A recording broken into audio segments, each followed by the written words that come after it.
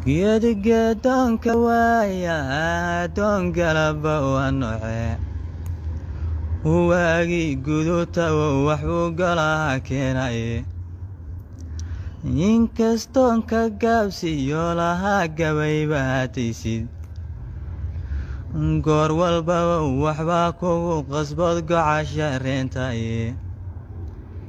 gofanihii madooba haddii gowda laga saaray waroo gumaacay noo iibsadeen lagu garaacayo jees jees inaan ugu gabyaayigu garweeyaane waxay nagu gumaadeen doraad nimanka gobaya sharcigii intii layga gubay goortan lagu doodi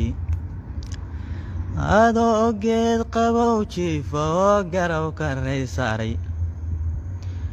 ninka gacanta ku sheegtay ee gogoshii ka labay waxaad caga gubyooteedin badan baahigooda taaba cadowgii kuga siray markay guuldarraadu gaadho qosol gaxday mooye marnaba kama gelilyoone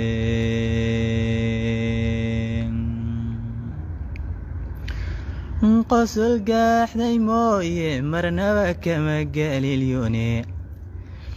dhigayaga guryihii laga dhisiyo gubashadoodii dhe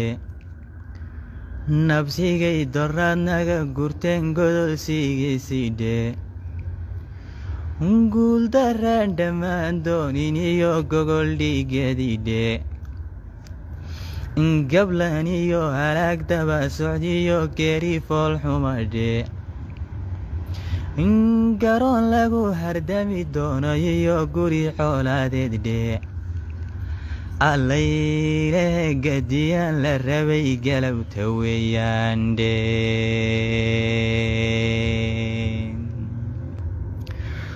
xoolaad goonahayd baa jirtiyo godobinoo taalle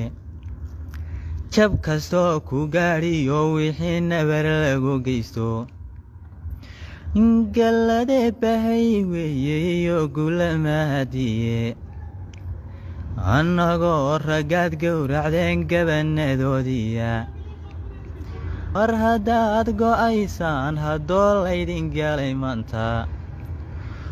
qosol gowsku muuqdiyo farxadu nagu garweeyaane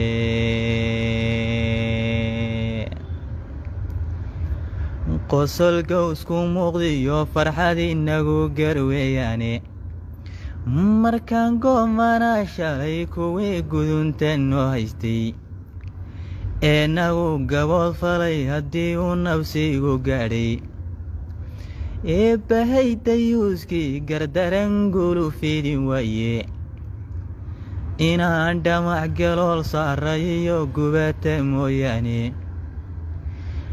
inagoon la gees noqon midnaba garabna siinaynin war garoonka daawada wixii tuugtan kala gaadha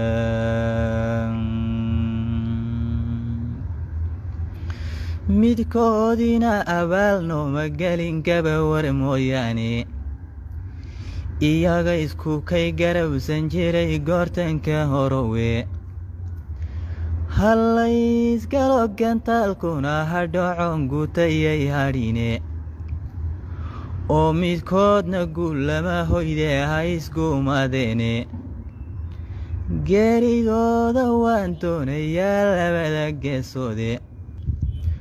gumaysigan madow iyo hajabo gaalkan suu dhale gumaysigan madow